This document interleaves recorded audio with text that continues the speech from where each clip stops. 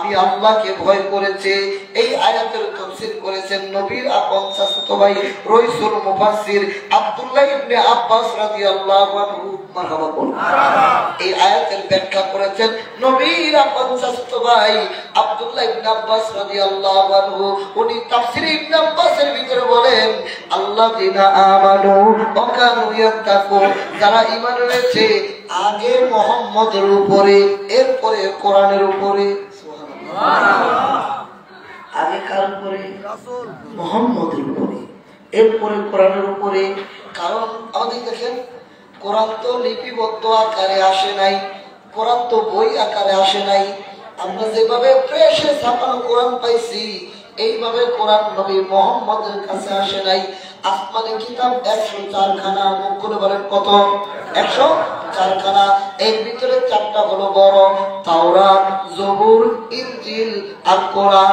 তাওরাত এরকম লিখিত আকারে, চিঠি লিখিত আকারে হযরত মুসা নবীর উপরে নাযিল হয়েছে, লিখিত বই। জবুর নাযিল হয়েছে হযরতে দাউদ আলাইহিস সালামের উপরে। ইনজিল নাযিল হয়েছে ঈসা রূহুল্লাহর উপরে। এগুলো চিঠি, এগুলোর বলা হয় কিতাব, এগুলোর কালাম বলা হয় না। খুব মনে রাখবেন, এগুলোর কালাম বলা হয় না, এগুলোর বলা হয় কিতাব। বলেন কি বলে? কিতাব। কি বলে? কিতাব বলে। কিন্তু আমার নবীর কাছে আল্লাহ কিতাব লিখিত আকারে পাঠায় নাই। আল্লাহ রমজান মাসে 26 তারিখ দিবাগত রাত্র আমার আল্লাহ বলে ইন্না আনজালনাহু ফি লাইলাতিল কদর। এই কদর রাতে আমার আল্লাহ কোরআন নাযিল করেছে। মারহাবা সুবহানাল্লাহ। আমি কিন্তু দিয়ে দিব ভাই, এই দেখেন এটার নাম মোবাইল। কি মোবাইল? আমাদের দেশে আগে যোগাযোগের ব্যবস্থা ছিল চিঠি, তখন না কি ছিল? চিঠি যদি কারো কাছে আসে এটা লিখিত, এটা পড়লে আর আওয়াজ নিজেরটা নিজে শুনবেন। কিন্তু এটার নাম হলো কালাম। কালাম মানে ডাইরেক্ট কথাবার্তা, উনি বলে আপনি শুনেন, আমি বলি আপনি শুনেন, এটার নাম কালাম। অন্যান্য নবীদের উপরে আমার আল্লাহ কিতাব দিয়েছেন লিখিত আকারে, আর আমার নবী মুহাম্মদের উপর আল্লাহ কালাম দিয়েছেন জিবরাইল আমিনের মাধ্যমে। জিবরাইল আমিন আল্লাহর কাছ থেকে শুনেছে, নবীর কাছে আয়েশা বলছে, নবীজি বলছেন সাহাবীরা রে এটা হলো কোরআন, এটা হলো হাদিস। জিবরাইলের নবীর কোন সাহাবীরা দেখে নাই, নবী বলেন নাই এটা জিবরাইল এনেছে, এই নাও এই দেখো জিবরাইল নাযিল করতেছে। নবীর কাছে আল্লাহ নবীর কাছে জিবরাইল আমিন বলেছে, নবীজি শুনেছে, সাহাবীদের মাঝে নবীজি বলেছে। আমাদের দেখেন মুখ হলো একটা, আর মুখ কয়টা? একটা। মুখ হলো একটা, কালাম হলো দুইটা। একটা হলো হাদিস, একটা হলো নবীর আল্লাহর কোরআন, একটা হলো কোরআন, একটা হলো হাদিস। জবান হলো একটা। বলছেন কি? মুহাম্মাদুর রাসূলুল্লাহ সাল্লাল্লাহু আলাইহি সাল্লাম। এজন্য নবী যে মানে সে আল্লাহর কোরআন মানে। মারহাবা করুন। নবীর আপন চাচাতো ভাই তাফসীর ইবনে আব্বাস বলেন আল্লাযিনা আমানু ওয়া কানু ইয়াত্তাকুন, যারা ঈমান এনেছে আগে মুহাম্মদের উপরে এরপরে কোরআনের উপরে। কারণ মুহাম্মদের মানলেই আল্লাহর কোরআন মানা হয়ে যায়। নবীজির শানের কথা বলবো গো কারে,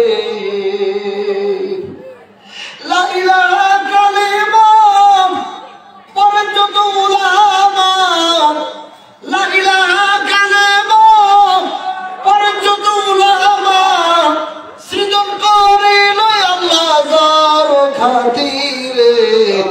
নবীজির শানের কথা বলবো গো কারে, নবীজির গুণের কথা বলবো গো কারে। মারহাবা জোরে বলেন। তাই ঈমানদাররা নবীকে ভালোবাসে, বেঈমানরা নবীর বিরুদ্ধে কথা বলে। ঈমানদারদের সামনে নবীর ওয়াজ করলে মুখটা উজ্জ্বল হয়, ঈমানদারদের সামনে নবীর প্রেমের কথা বললে চোখ দিয়ে পানি আসে, ঈমানদারদের সামনে নবীর কথা বলে কলবের ভিতরে ঝাঁকি মারে, ঈমানদারদের সামনে নবীর কষ্টের কথা বললে তাদের শরীরে ঝাঁকি মারে। আর বেঈমানদার মুনাফিকদের সামনে নবীর কথা বললে মুখটা খারাপ হয়ে রাখে। কথা বল, কথা বল। এই বোঝা গেল তোমার নবীর কথা শুনলে যদি মুখ খারাপ হয়, তুমি এখনো প্রকৃত প্রকৃত মুমিন হইতে পারো নাই। কারণ নবীজি বলেন, বুখারী মুসলিমের হাদিস মুত্তাফাকুন আলাইহি, আর আনাস রাদিয়াল্লাহু তাআলা ক্বালা রাসূলুল্লাহ সাল্লাল্লাহু আলাইহি ওয়াসাল্লাম, লা ইউমিনু আহাদুকুম হাত্তা আকুনা আহাব্বা ইলাইহি মিন ওয়ালিদিহি ওয়া ওয়ালাদিহি ওয়ান নাসি আজমাইন। নবী আমার বলে, তোমার ছেলে, তোমার মেয়ে, তোমার স্ত্রী, তোমার সম্পদ, এমনকি তোমার জানের চাইতে আমি নবীকে যতক্ষণ পর্যন্ত বেশি মহব্বত না করবা, লা ইউমিনু, তুমি প্রকৃত মুমিন হইতে পারো নাই। নবীর জীবনের চাইতে যারা বেশি ভালোবাসে আমার আল্লাহর নবী কয় তারাই হলো প্রকৃত মুমিন। জোরে জোরে জোরে জোরে, তিনি হলো প্রকৃত মুমিন। সেই নবীর প্রেমে সাহাবীরা চাইতে হারাম কাজ করেছে, যদিও নবী করতে বলে নাই, নবী তাদের শিখানো নাই, কিন্তু নবীর প্রেমে করেছে, এটা হাদিস হিসেবে লিপিবদ্ধ হয়েছে। সুবহানাল্লাহ বলেন। কবির মামলান এক নম্বরে স্বামী স্ত্রীর মিলন করার পরে গোসল করাটা ফরজ। নবী আবার উহুদের ময়দানে গেলেন, আপনারা জানেন, শুধু মনে করাবো, এরপর আমি বাকি ওয়াজ করবো। নবীর কদম মোবারকে হযরত হামজালা খবর শুনলেন নবী উহুদের ময়দানে শহীদ হয়ে গিয়েছে। হামজালা বাসর ঘরে স্ত্রীর সঙ্গে মেলামেশার পরে গোসল করতে ঢুকবেন, হঠাৎ করে তার কানে আসলো, মুহাম্মদ দুনিয়ায় নাই, কার জন্য দুনিয়ায় বাঁচবা? মুহাম্মদ তো উহুদের ময়দানে শহীদ হয়ে গেছে। এখন হামজালা চিন্তা করে, আমি যদি গোসল করি, গোসল করতে যাই, তাহলে না জানি আমার নবী মারা যায়। আমি তো চিন্তা করি এখন কি করব, কারণ একটা পুরুষের গোসল করতে 5 থেকে সর্বোচ্চ 10 মিনিট, এর বেশি একটা পুরুষের গোসল করতে লাগে না। 10টা মিনিট সময় হামজালা অপেক্ষা করে নেয়। নবীর প্রেম কারে বলে শুনেন, গোসল করা ফরজ, এটা হামজালা মাসালা ভালো করে জানে। স্বামী স্ত্রী বিরোধ হয়েছে, গোসল করতে হবে, এটা তার জানা আছে। হামজালা কাপড় করে ফেলে দিয়ে যুদ্ধের তরবারি হাতে নিয়ে নবীর প্রেম সমুদ্রে ডুব দিয়ে উহুদের ময়দানে চলে গেলেন। জাহান্নামীদেরকে জাহান্নামে পাঠাইয়া হযরত হামজালা শাহাদাতের পেয়ালা পান করলেন। ইন্না লিল্লাহি ওয়া ইন্না ইলাইহি রাজিউন। আমার নবী ঘোষণা দিলেন, এই উহুদের ময়দানে যারা শহীদ হয়ে গেছে তার একজনকে তোমরা গোসল করাইও না, গোসল ছাড়া তাদেরকে কাপড় পরায় কবর দিয়ে দাও। সুবহানাল্লাহ। কোন কোন সাহাবারা হুজুর কেন গোসল করাবে না? নবী আমার বলেন, সাহাবীরা আল্লাহর দ্বীনের জন্য রাসূলের মহব্বতে আমার সাহাবীরা শহীদ হয়ে কাল হাসরের মাঠে আমার এই উম্মতেরা, এই শহীদেরা যখন এই রক্ত মাখা জামা বুলিয়ে হাসরের মাঠে উঠবে, আমি এক এক ফোঁটা রক্তের বিনিময়ে আমার কোটি কোটি গুনাহগার উম্মতের গুনাহ মাফ করে দেব।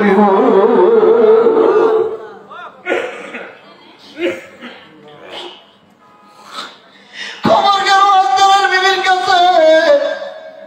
হামজালার বিবি এসে বলে, ইয়া রাসূলুল্লাহ, আপনি সবাইকে গোসল ছাড়া কবর দিতে পারেন হুজুর, কিন্তু আমার স্বামীকে আপনি গোসল ছাড়া কবর দিয়েন না। কেন গো হুজুর?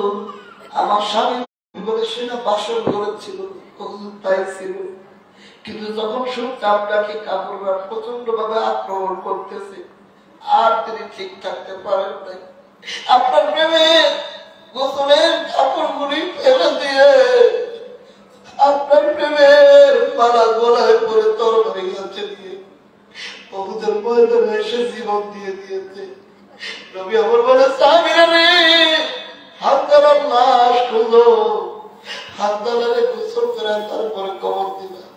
সাহাবীরা যখন হামজালার লাশ কোথাও খুঁজে পায়, আল্লাহ জিবরাইল আমার বন্ধুরে যে বলে যে হামজালা নবীর প্রেমে গোসল বাদ দিয়া কবরের শহীদ হওয়ার কারণে আমার ফেরেশতারা হামজালার জান্নাতের পানি দিয়ে গোসল করে। স্কুলের সামনে ওখানে গেছিলাম। নবীর প্রেমিকা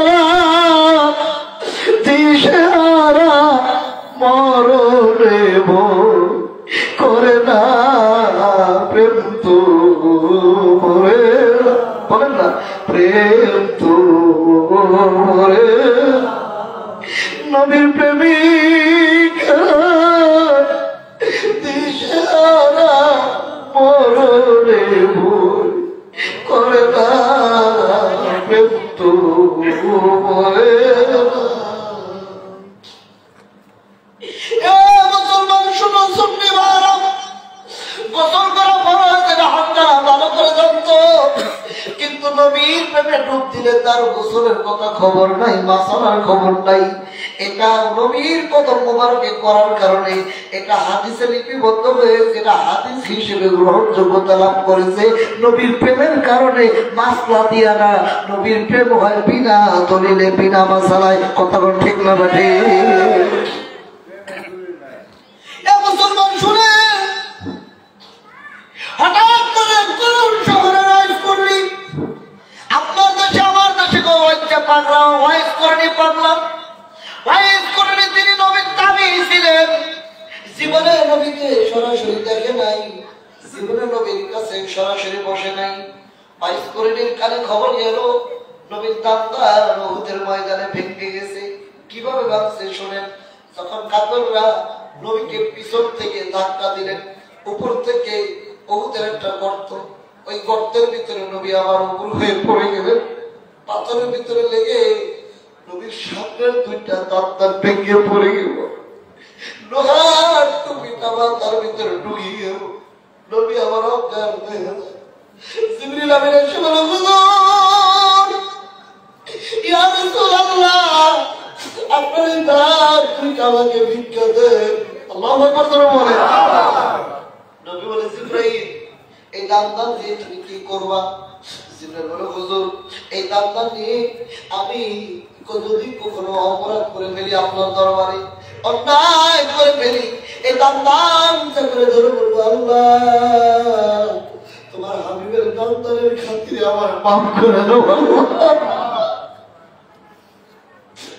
নবী বলে জিবরাইল এই দান তোমাকে আমি দিব না হাসরের মাঠে যখন আমার আল্লাহ বিচার কার্য পরিচালনা করবে আমি আল্লাহকে বলবো আল্লাহ তুমি বলেছো উত্তম কাজের বিনিময়ে উত্তম প্রতিদান ছাড়া কি হতে পারে আপনার বান্দারা আমার দান ভেঙে দিয়েছিল আমি ওই দিন আপনার বান্দাদেরকে মাফ করে দিয়েছিলাম ওই মাফের পরিবর্তে আমার কোটি কোটি গুনাহগার উম্মতের জীবনের গুনাহগুলি মাফ করে দাও এমন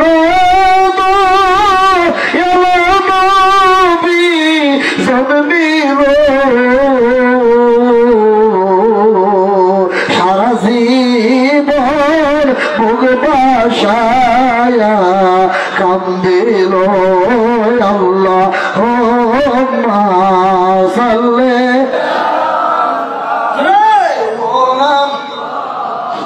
ও আলায়ালে সাইয়্যিদিনা মুহাম্মদ বলেন আলা সাইয়্যিদিনা হযরত ওয়াইস করিমের কানে খবর গেল নবীর দান ভেঙে গেছে আল্লাহ নবী পাগল ওয়াইস করিম তিনি চিন্তা করলেন সেই নবীর নাম বানাইলে আল্লাহ দুনিয়া বানাইতো না ওই নবীর মুখ মোবারকে দাঁত নাই আমি ওয়াইসের দাঁত থেকে কি লাভ হবে আল্লাহু আকবার বলেন এই তিনটা কথা পুরাতন কিন্তু বুঝার জন্য বলি মন লাগা ওয়াইস করিমের কপাল করে হাতে দিলেন হাতে নিয়ে মুখের ভিতরে পাথর দিয়ে সামনের দুটো দাঁত ফেলে দিলেন এখন চিন্তা করেন ও শুনেছেন কোনদিন ভিতরে নেই একটা মানুষ জীবিত অবস্থায় সুস্থ অবস্থায় নিজের দাঁতের ভিতরে নিজে আঘাত করে দাঁত ফলানো নিজের আঙ্গুল দিয়ে দাঁতে টোকা দিয়ে দেখেন জীবনটা বের হয়ে যায় কিন্তু কর্মী নিজের হাতে দাঁত ভেঙে ফেললেন সামনে দাঁত ভাঙার পরে মনে পড়ে গেল নবীর কোন দাঁত আমার ভেঙেছে আমি তো জানি না নবীর কি সামনে ভেঙে না পিছনে ভেঙেছে, উপরে ভেঙেছে, না নিচে ভেঙেছে। যদি আমি উল্টা পাল্টা ভাঙি তাহলে নবীর দাঁত থাকবে না, আমার দাঁত থাকবে, এটা তো হইতে পারে না। আল্লাহ নবীর পাগল ওয়াইজ করবি নিজের হাতে পাথর নিয়ে নিজের হাতে হাতে পাথর নিয়ে নিজের 32টি দন্দান একটা একটা করে ভাঙলেন। নবী এমন আশিক হলেন, নবী এমন পাগল হলেন, নবী হাদিস বর্ণনা করলেন মহব্বতের কারণে। জান্নাতের সুসংবাদপ্রাপ্ত 10 জন সাহাবী যাদেরকে বলা হয় আশরায়ে মুবাশশারা, এর ভিতরে দ্বিতীয় নম্বর হযরত ওমর ইবনে খাত্তাব রাদিয়াল্লাহু তাআলা। এই নাও আমার জুব্বা, এই নাও আমার জুব্বা, ইয়া রাসূলুল্লাহ এই জুব্বা দিয়ে কি করব? নবী বললেন এই জুব্বা নিয়ে যাও ওয়াইজ করবি নামে একজন কোরআন শহরে আমার আশেক আছে, কোনদিন সে আমার কাছে আসতে পারে নাই। সে তার মায়ের সেবার কারণে, শোনো, মায়ের সেবার কারণে, মায়ের খেদমতের কারণে ওয়াইজের শরীরে রোগ ছিল, চর্ম রোগ ছিল, কেউ বলে কুষ্ঠ রোগ ছিল। নবী বলে ভালো হয়ে গেছে, তবে অল্প পরিমাণ এই হাতের ভিতরে পয়সা পরিমাণ আছে। কোনদিন দেখি নাই, সরাসরি কখনো আসি নাই। কোথায় করণ শহর আর কোথায় মদিনা মুনাওয়ারা। নবীজি বলতেছেন যে ওয়াইসের শরীরে কুষ্ঠ রোগ ছিল, চর্ম রোগ ছিল, ভালো হয়ে গিয়েছে, তার হাতের ভিতরে অল্প পরিমাণ আছে। তাহলে এটার নাম গাইবের খবর, অদৃশ্যের খবর, যেটা চোখে দেখা যায় না, অনুভব করা যায় না, জিহ্বায় স্বাদ দেওয়া যায় না, পঞ্চ ইন্দ্রিয়ের বাইরে, এটার নাম গাইব। কোথায় ইয়ামেনের করণ শহর আর কোথায় না মদিনার শহর। মদিনা মুনাওয়ারায় বসে নবী বলে ওয়াইসের রোগ ছিল, ভালো হয়ে গেছে। তার মানে নবী আমার অদৃশ্যের খবর জানে, গাইবের খবর জানে। বলেন জানাইছে কে? আমাকে কিছু প্রাইভেট পড়বি আছে না, নবী গায়েব জানেন। আরে নবী গায়েব জানেন তো জানবে কে? নবী শব্দের অর্থই তো গায়েবের খবর দিলে আল্লাহ। সুবহানাল্লাহ বলে নবী শব্দের অর্থ কি? গায়েবের খবর দিলে বলা। শুধু আমার নবীর অর্থ শুনেন, আল্লাহর কোরআন সূরা নিসা আয়াত নম্বর 113। আপনারা কি আল্লাহর কোরআন মানেন? আওয়াজ বুঝা যাওয়ার পর মানেন কেউ কল্পনা করে না। আল্লাহর কোরআন সূরা নিসা আয়াত নম্বর 113 আল্লাহ বলেন ওয়া আল্লামাকা মা লাম তাকুন তাআলাম। নবী গো আপনি যা জানতেন না আমি আল্লাহ আপনাকে তা জানিয়েছি। কি জানাইছে? এই আয়াতের তাফসীরে জগৎ বিখ্যাত তাফসীরের কিতাব, তাফসীরের নাম তাফসীরে জালালাইন, যেটা আলিয়া মাদ্রাসায় পড়ায়, কওমি মাদ্রাসায় পড়ায়। মাওলানা পড়তে গেলে আপনাকে তাফসীর পড়া লাগবে। 2 লক্ষ হাদিসের হাফেজ ইমাম জালালউদ্দিন সুয়ুতী তাফসীরে জালালাইনের সূরা নিসার 113 নম্বর আয়াতের তাফসীরে বলেন ওয়া আল্লামাকা মা লাম তাকুন তাআলাম। নবী গো আপনি যা জানতেন না আমার আল্লাহ তা জানাইছে। কি জানাইছে? ইমাম জালালউদ্দিন সুয়ুতী ব্যাখ্যা করেন মিনাল আহকামি ওয়াল গায়বি। নবী আপনি হিকমত জানতেন না, গায়বের খবর জানতেন না, আমি আল্লাহ আপনাকে হিকমত এবং গায়বের খবর জানাইছি। জবান করে বলেন মারহাবা। নবীর গায়ব জানাইছে কে? আল্লাহ জানে কে? নবীর গায়ব জানাইছে আমার আল্লাহ। আমার নবী বলেন করণ শহরে ওয়াইসের কুষ্ঠ রোগ ভালো হয়েছে, শরীরের সব দাগ কমে গেছে, শুধু হাতের ভিতরে একটু দাগ আছে। এই ওমর, এই নজুব্বা, এই নজুব্বা, এই জুব্বা দিয়া তাকে বলল আমার উম্মতের জন্য দোয়া করতে। ওয়াইসরে তুমি যদি পাও তাকে দিয়ে তোমার জন্য দোয়া করাইও। কারণ এই সমস্ত লোক যদি আল্লাহর দরবারে হাত করে আমার আল্লাহ তার হাত দোয়া কবুল করে নেয়, তাদের হাত খালি ফিরে দেয় না। কেন? নবীর প্রেমের কারণে, নবীর ভালোবাসার কারণে। তার বাংলা হারাম, অঙ্গহানি করা হারাম আইস করে নি জানে, তাই না নবীর প্রেমেই হারাম কাজ করেছে। আজকে সেইটা হাদিসে লিপিবদ্ধ হয়েছে, হাদিস হয়েছে। আমরা পড়ি আর কান্দি নবীর মহব্বতের কারণে। কথা বল ঠিক কিনা? লোহার টুপি মাথায় ঢুকে রক্ত মারার পরে আবু সাঈদ খুদরির বাবা মালিক ইবনে সিনান আল্লাহর নবীর কদম মোবারকে এসে 2টা ঠোঁট মোবারক নবীর মাথা মোবারকে লাগাইয়া সিংহা লাগানোর মতো টেনে টেনে রক্ত বলে নিতেছেন। লোকজন বলে মালিক ইবনে সিনান মানুষের রক্ত খাওয়া মানুষের জন্য হারাম, তুমি কোন রক্ত খাও? নবী তো মানুষ রূপে দুনিয়া আছে। নবী বলেন সাহাবীরা, যদি কোন ব্যক্তি জান্নাতে মানুষের চেহারা দেখতে চাও, আমার সাহাবী মালিক ইবনে সিনানের চেহারা দিকে তাকাও। আমি মুহাম্মদের রক্ত পান করার কারণে আমার আল্লাহ মালিক ইবনে সিনানের জন্য জাহান্নামের আগুন হারাম করে দিয়েছে। জবান করে বলে মারহাবা। মদিনা মদিনা আশিক মুমিনের ঠিকানা, বলো না মদিনা মদিনা আশিক মুমিনের। দিদার চেয়ে কাঁদো তোমরা, দিদার চেয়ে কাঁদো তোমরা, হও না নবীর দেওয়ানা।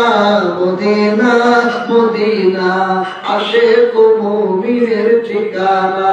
জবান করে বলো মারহাবা। নবীজি পেয়ালা আমার প্রস্তাব মোবারক রেখেছেন, নবীর দাসী উম্মে আইমান, নবীর কদমে এসেছেন উম্মে আইমান। এই রে পেয়ালার ভিতরে যেটা আছে এটা ফেলে দিয়ে আসেন।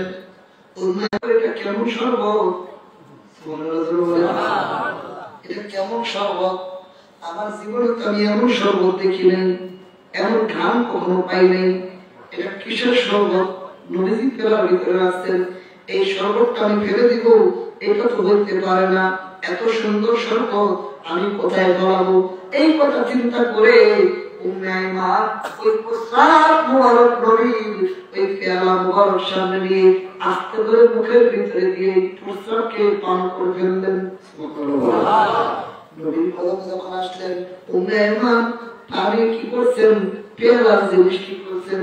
উম্মে আইমান বলে, হুজুর এত সুন্দর গ্রাম আমি কোনোদিন দেখি নাই, এটা কোথায় ফলাবো? জায়গা তো দেখি না, এত সুন্দর শরবতটা আমি ফেলে দিব। এই জন্য আমি এটা না ভরাইয়া আমার মুখে দিয়ে আমি পেটের ভিতরে এটা নিয়ে খেয়ে ফেলেছি। নবী বলেন, উম্মে আইমান বলেছেন কি? এটা তো শরবত না, এটা হলো আমি মুহাম্মদ আমিনের পেশাব।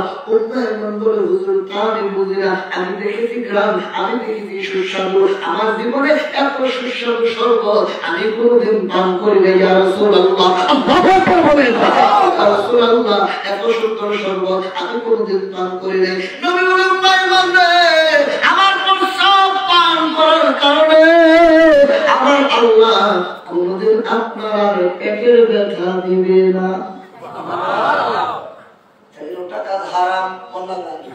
স্বামী স্ত্রী মিলামেশা করার পরে গোসল করা ফরজ, না করাটা হারাম।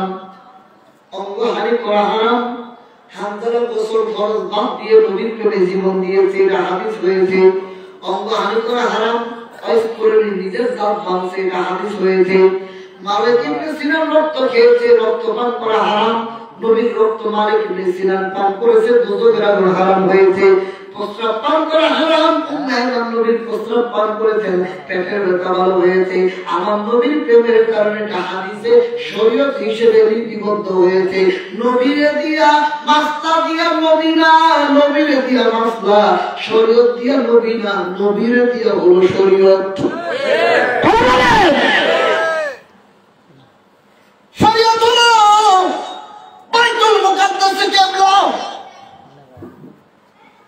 ফিলিস্তিন বাইতুল মুকাদ্দাসে কিবলা সবাই নামাজ পড়েন। নবী আমার মক্কা থেকে মদিনায় এসে 16 থেকে 17 মাস বাইতুল মুকাদ্দাসের দিকে ঘুরে ঘুরে নবী নামাজ পড়েন। কিন্তু হঠাৎ করে আসরের নামাজের সময়, আসর নামাজের সময় নবীর মনটা কাঁপতেছে, আরে এই কিবলা না হয়ে যদি বাইতুল্লাহ আমার কিবলা হইতো, মানে বাইতুল মক্কা যে কারণে দিয়ে আমার নামাজ পরিবর্তন করি, এটা যদি আমার কিবলা হইতো। নবী যখন মনে মনে কথা বললো, আল্লাহ জিবরিল পাঠায় বলেন, ইয়া রাসূলুল্লাহ, বারবার আপনার উপরের দিকে তাকানো আল্লাহ দেখেছেন, আল্লাহ কবুল করেছেন, আল্লাহ আপনার কিবলাকে পরিবর্তন করে দিয়েছেন। নবী আপনি কিবলা বাইতুল্লাহ দিয়ে ঘুরিয়ে দেন। নামাজ হলো 4 রাকাত, আসরের 2 রাকাত হয়েছে, এখন 2 রাকাত বাকি। এমন ছিল নবী সাহাবীদের মিয়া, নবী হঠাৎ করে কিবলা ঘুরে দিলেন। সাহাবীরা কোনো প্রশ্ন করলেন না, নবী যেই দিকে সাহাবীরা ওই দিকে, কিবলাও সেই দিকে। আমার নবী হলো কাবার, ও কাবার কথা ঠিক না ঠিক? কেউ বলে নবী কাবার, ও কাবা, কেউ বলে নবী বাবার ও বাবা, কেউ বলে নবী কাবার ও কাবা, কেউ বলে নবী বাবার ও বাবা। নয় সে কাবা নয় সে বাবা, নূরান আলায় মুহাম্মদ মুস্তাফা নবী সাল্লাল্লাহু আলাইহি মুহাম্মদ মুস্তাফা নবী। আমার শাফায়াতের কান্ডারি, শাফায়াতের কান্ডারি মদিনাওয়ালা ইয়া মুহাম্মদ মুস্তাফা নবী সাল্লাল্লাহু আলাইহি ইয়া মুহাম্মদ মুস্তাফা নবী সাল্লাল্লাহু আলাইহি। চন্দ্র সূর্য গ্রহ তারা চলে নবীজির নূরের ইশারা। চন্দ্র সূর্য গ্রহ তারা চলে নবীজির নূরের ইশারা। নবীজির নূরেতে জগৎ, নবীজির নূরেতে জগৎ হইল উজালা ইয়া মুহাম্মদ মুস্তাফা নবী সাল্লাল্লাহু আলাইহি। বলেন না ইয়া মুহাম্মদ মুস্তাফা নবী সাল্লাল্লাহু আলাইহি। জবান করে বলেন মারহাবা। নবীর প্রেমের কাছে কোনো মাসালা নাই, মাসলা দিয়া নবী না, নবী দিয়া হলো মাসালা। নবী দিয়া কি মাসালা? নবী সফর মাসের শেষ বুধবার একটু সুস্থতা বোধ করলেন, সাহাবীরা খুশি হইলেন। খুশি হয়ে কেউ উট জবাই করলেন, কেউ দিরহাম বিলিয়ে দিলেন, কেউ গরিবের দান সদকা করলেন। আল্লাহ তাআলা মনে হয় তারা জীবন নতুন করে পেয়েছে। সফর মাসের শেষ বুধবার নবী আবার সুস্থ হয়েছে, নবী আবার গোসল মোবারক করেছেন।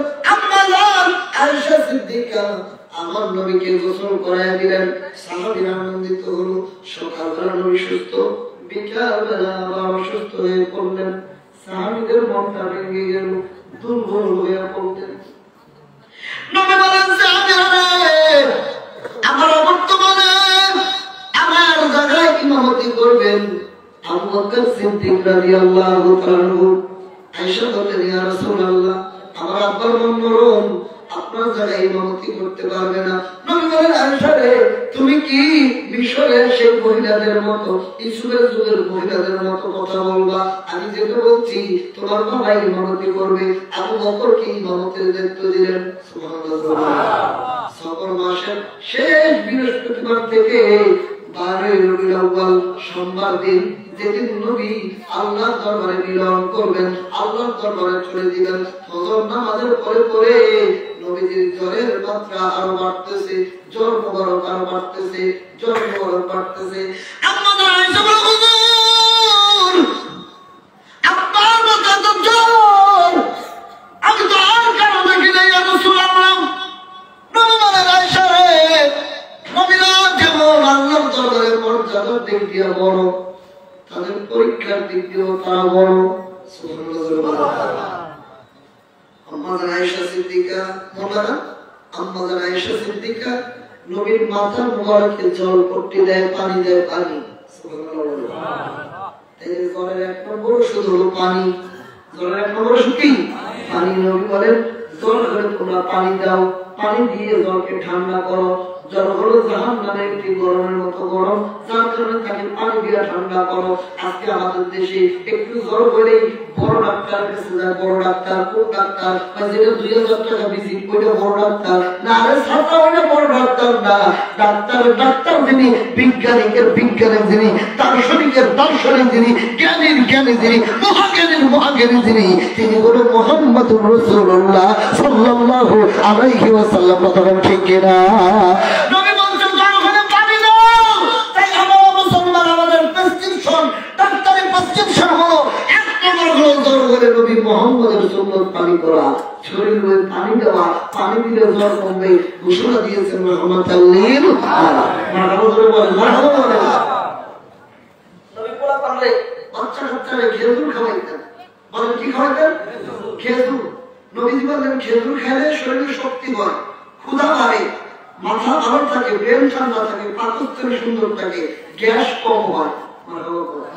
বাংলাদেশের পোলাপানে খেজুর না খায়, দুধ না খায়, চিপস, আইসক্রিম, পপুলার। আমিও ডাক্তার, আমি হোমিও ডাক্তার। রুগীরা এত খাওয়ান খাওয়ান পোলাটা স্বাস্থ্য বাড়বে, ওষুধ দেন, এত খাওয়াই তারপর আমার পোলাটা হওয়া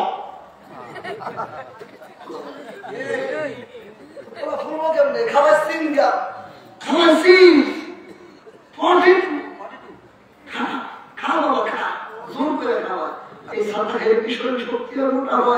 খেজুর খাওয়ান। আমার মনে হয় না কোন ব্যক্তি এলাকায় বেলাবতী নারায়ণপুরে কোন ব্যক্তি একজন কইছে যে নবীর সুন্নাত পালন করে আমার বাচ্চা আমি খেজুর খাওয়াইলাম, এমন একজন বোধ নাই মনে হয়। আজকে থেকে বাচ্চারা খেজুর খাওয়াবেন, চিপস না খাওয়ায় খেজুর খাওয়ান, খেজুর একটা করে হাতে দেন, খেজুর খেলে বাচ্চার ব্রেন শক্তি বাড়বে, ক্ষুধা শক্তি বাড়বে, পাকস্থলী ভালো থাকবে। মার হজর করবেন না।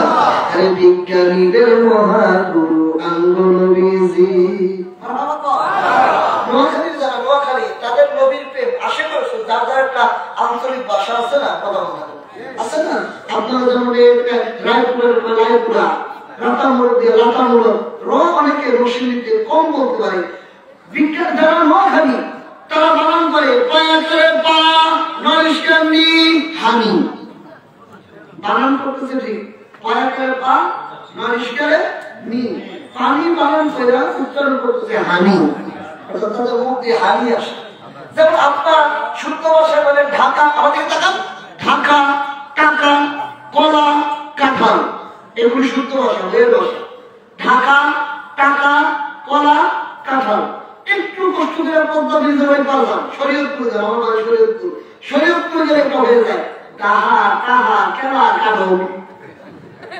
আমরা শরীয়তপুর গেলে ঢাকা বলতে পারি না, ঢাকা ঢাকা ঢাকা, কাকার কয় টাহা, কলার কয় কেলা, কাঁঠালের কয় কাঁঠাল।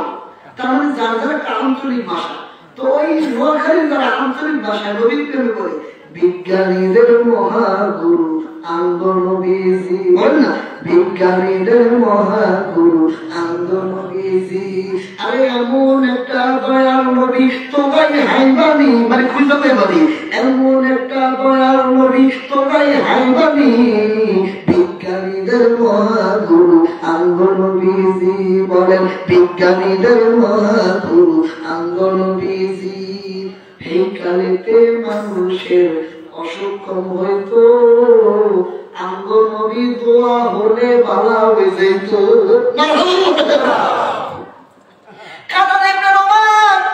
চোখ খুলে গেছে, চোখ চোখ নবীর কাছে দৌড়াচ্ছি, আমার চোখ, নবীর কাছে চোখ চাও না জান্নাত চাও।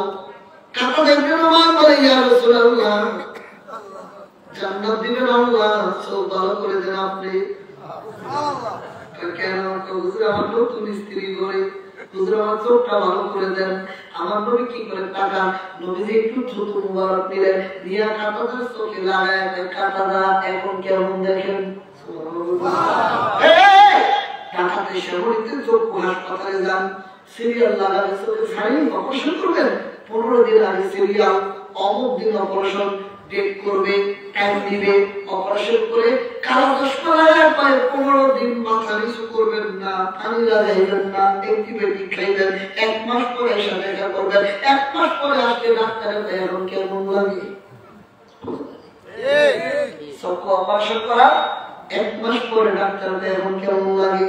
নবী কয় কাঁটাটা একটু চোখের ভিতরে লাগাইলেন, নবী চোখ বড় কাঁটাটা চোখে লাগাইলেন, নবী কয় কাঁটাটা কেমন লাগে, কাঁটাটা কয় ইয়া রাসূলুল্লাহ আগে এটা দিয়ে যা দেখতাম তার চেয়ে ডবল দেখি আলো বাইরে গেছে, আমার ভালো লাগতেছে। এই কালেতে মানুষের অসুখ কম হইতো, আঙ্গ নবী দোয়া হলে বালা হয়ে যাইতো। এই কালেতে ডাক্তার কবিরাজ হেগুন ছিল নি, বিজ্ঞানীদের মহাগুরু আঙ্গ নবীজি, বলেন না বিজ্ঞানীদের মহাগুরু আঙ্গ নবীজি, বলেন বিজ্ঞানীদের মহাগুরু আঙ্গ নবীজি। আপনি শিল্পী খাওয়া পুরি নবীকে জুতো দিয়ে চোখ ভালো করলেন, কোথাও মেডিসিনের বিদ্যা লেখা নাই, মুখের চোখ দিলে চোখ ভালো হবে। যেটা ওষুধ না নবীর হাত লাগার কারণে ওষুধে পরিণত হয়ে গেছে। ক্যান্সার রোগেছে, ক্যান্সার ভালো হয় না, নিয়ে গেছে দরবারে হুজুরের কাছে। হুজুর, আমার এই বাবার ক্যান্সার হয়েছে, ভালো হয় না, ডাক্তার বলেছে 15 দিনের ভিতরে মারা যাবে। হুজুর আমাদেরকে ছেড়ে দিয়েছে। হুজুরকে বলে বাবা ডাক্তার কি আল্লাহ নাকি? বাবা হুজুর তো বাবা ডাক্তার কি আল্লাহ নাকি? যান বাবা আপনার বাবার নিয়ে তোমার খাওয়ার দরবার শরীফ তোমার খাইতে যায় দেখে এখনো তোমার নামে নাই, কি করবেন? হুকুম দিলেন হুজুর বাবা কলের পানি আছে না টিউবওয়েল? জি হুজুর। বাবা আপনার বাবার নিয়ে টিউবওয়েলের পানি খাওয়া। হুজুরের হুকুম, সাথে সাথে নিয়ে টিউবওয়েলের পানি গ্লাস ভরে ভরে ভরে করে টিউবওয়েলের পানি খায়, টিউবওয়েলের পানি খায়। এটা ক্যান্সারের ওষুধ না, টিউবওয়েলের পানি খায়। হুজুরের হুকুম, টিউবওয়েলের পানি খেয়ে হুজুরের কাছে গেলেন। হুজুরকে বাবা কয়েকদিন দরবারে থাকেন, কয়েকদিন খেদমত করলেন, হুজুরকে রাজা করলেন। বাবা আপনার বাবা কেমন আছে? হুজুর এখন একটু ভালো ভালো ভালো লাগে। একদিন না 2 দিন না, প্রায় 1.5 থেকে 2 মাস পরে ডাক্তার বলছে কয়দিন? 15 দিন। 1.5 থেকে 2 মাস এখন খেদমত করে বেঁচে আছে। হুজুর বলেন বাবা আপনার আব্বার নিয়ে যান, নিয়ে বাবা চিকিৎসা করেন। ডাক্তারের কাছে নিয়ে আবার চেক আপ করলেন। ডাক্তার আশ্চর্য হয়ে বলে কোন ডাক্তার দেখাইলেন? কিসের ডাক্তার দেখাইলেন? কোন দেশে নিয়েছিলেন? আমাকে বলার হুজুরের মুড়ির ডাক্তার কই আমি বিশ্বের কোন ডাক্তারের কাছে নেই নেই। যিনি চিকিৎসা করেছেন তিনি হলো ডাক্তারের ডাক্তার বিশ্ব খাওয়া বাবা ফরিদপুরি, যিনি টিউবারের কলের পানি খাওয়া ক্যান্সার থেকে ভালো করে দিয়েছে। সুবহানাল্লাহ বলেন আল্লাহু আকবার।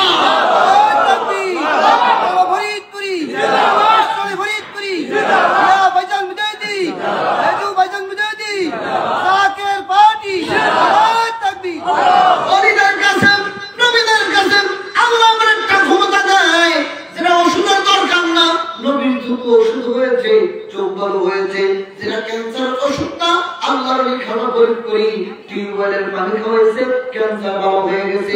চাকের পানির চেয়ারম্যান কত বছর আমি এখানে বসে বলে গিয়েছিলাম, চাকের পানির চেয়ারম্যান মুস্তফা আমির ফয়সাল মুজাদ্দিদি, তিনি ডাক্তার না, তিনি কবিরাজ না, তিনি ওষুধ দেন না, মেডিকেলের বড় অফিসার না। 2003 সালে আমি মিসকিন আনসারীকে ডাক্তাররা ভোট বসায় বললো শরীরের রক্ত নষ্ট হয়ে গেছে, মাথার মস্তিষ্কের ভিতরে গা হয়েছে, রক্ত সকল পাল্টে নতুন করে রক্ত দেওয়া লাগবে। মস্তিষ্কের গা হয়েছে, গলার ভিতরে গা হয়েছে, কানের ভিতরে গা হয়েছে। আমাকে ধাক্কা দেওয়া পর্যন্ত আমি বুঝতাম না আমার কেউ ডাকতেছে। কথা বললে মুখের দুর্গন্ধে সামনে কেউ বসতে পারতো না। জাকের ভাইয়েরা সকাল সন্ধ্যা আমাকে দেখতে আসতো। আমি আসি না মারা গেছি।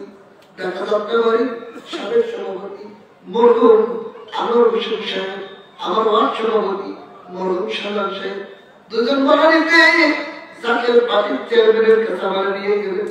দিয়ে বললেন ভাইজান ছেলেটা গরিব মানুষ, ডাক্তার বলছে বাংলাদেশে চিকিৎসা নেই, মালিক যদি দয়া করতো ছেলেটা ভালো হয়ে যেত। জাকের বাড়ির চেয়ারম্যান তার পবিত্র হাত মোবারক আমার মাথায় দিয়ে বললেন যা আল্লাহ দয়া করবে তুই ভালো হয়ে যাবে। তার পবিত্র হাত মোবারক আমি মিসকিন আনসারীর মাথায় বুলিয়ে দিলেন, হাতটা সরাইলেন। আমার আর মানে না, এত সুখে রোগ ভালো হয় না, হাত ধরে কি আর মনে শান্তি লাগে। বাড়িতে আসলাম, রাত্রে কি স্বপ্ন দেখতাম করবো না, আমি ওই দৃশ্যটা এখনো বলতে পারি না। পরের দিন সকালবেলা ঘুম থেকে উঠলাম, ঘুম থেকে উঠে দেখি আমার মাথা ব্যথাও নাই, মুখে ঘাও নাই, আমি সম্পূর্ণ সুস্থ হয়ে গেছি, একটা ওষুধ খাওয়া লাগে নাই। সে আমি আনসারীকে এখনো বাঁচায় আছে শুধু হাতের ছোঁয়া লাগাইয়া। এটা হলো আল্লাহ প্রদত্ত নিয়ামত, আল্লাহর স্বীকৃতি প্রাপ্ত বান্দা। কথা ঠিক না? তোমরা যাইয়া দেখো না সাগর হয় না, তোমরা যাইয়া দেখো না সাগর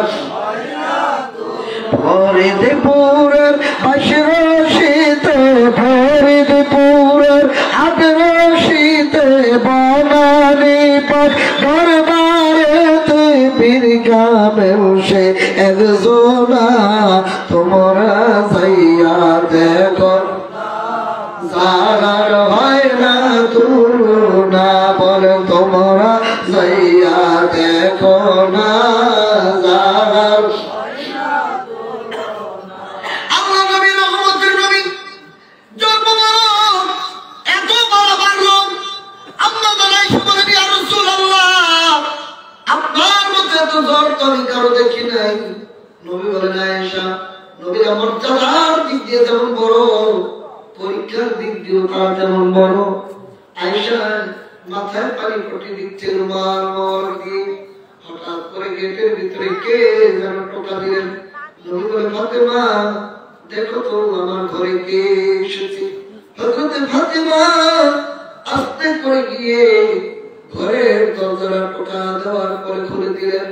ফাতেমা তাকায় দেখে এমন মেহমান কোনদিন আমার বাবার সঙ্গে দেখি নাই, বাবার পরিচিত মনে হয় না, জীবনে বাবার কাছে কারণে বসতে দেখো। হুজুর আপনি যদি অনুমতি দেন না দেন আমি এখন ফিরত চলে যাবো। ইয়া রাসূলুল্লাহ পৃথিবীতে কোন ব্যক্তির প্রাণ হরণ করার অনুমতি আমি দেই নাই, আর কিয়ামত পর্যন্ত আমি দিব না। ইয়া রাসূলুল্লাহ শুধু আপনি বলেন আপনি যাবেন না আপনি থাকবেন। নবী বলেন মালাকুল মউত রে আমার ভাই জিবরিল আমিন কোথায়? অপেক্ষা করো জিবরিল আমিন আসুক। সুবহানাল্লাহ। জিবরিল আমিন আসলেন। নবী বলেন জিবরাইল মালাকুল মউত আমাকে নিতে চায়, তুমি কি বলো? জিবরাইল আমিন বলে হুজুর আমার আল্লাহ আপনার জন্য অপেক্ষা করতেছে, আপনি যদি যেতে চান নিয়ে যাবে। মালাকুল মউত আজরাইলকে জিবরাইলকে আমার নবী দেখে বলে মালাকুল মউত রে ও আজরাইল ও জিবরাইল রে এতদিন আমি আমার উম্মতকে কুলে পিঠে তুলে রেখেছি, আমার উম্মতকে আমার বুকে তুলে রেখেছি। মালাকুল মউত আমি যদি দুনিয়া থেকে বিদায় হয়ে যাই আমার উম্মতের দায়িত্ব কে নিবে?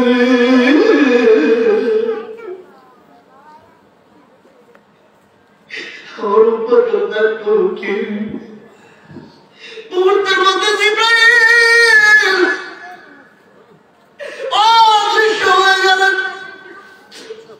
আমার দৃশ্য বলেন ইয়া রাসূলুল্লাহ আল্লাহ বলেছেন আপনি যখন দুনিয়া থেকে বিদায় হয়ে যাবেন এতদিন আপনার উম্মতের দায়িত্ব আপনি রেখেছেন, আপনার ইন্তেকালের পরে আপনার উম্মতের দায়িত্ব আমার আল্লাহর হাতে নিয়ে নেবেন।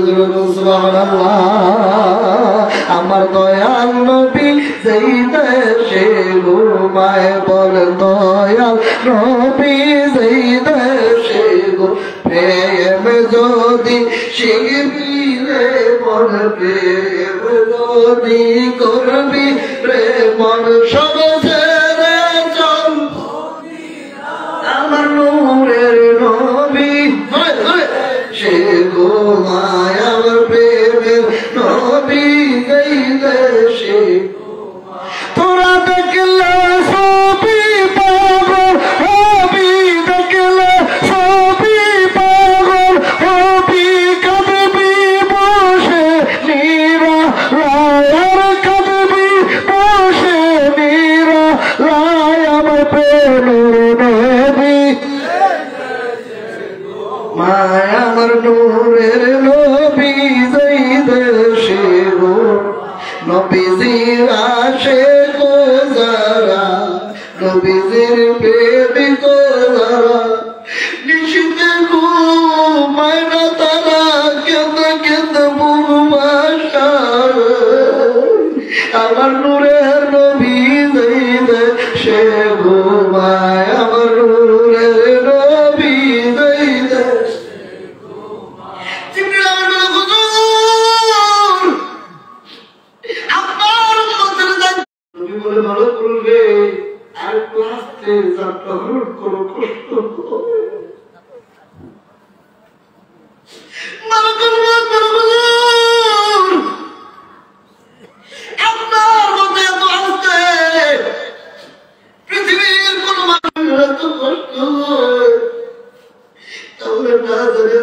উম্মতের কত কষ্ট হবে। ও জিবরাইল, মালাকুল মউত রে, আমার উম্মতের সকল মৃত্যু যন্ত্রণা আমি নবীরে দিয়ে দাও।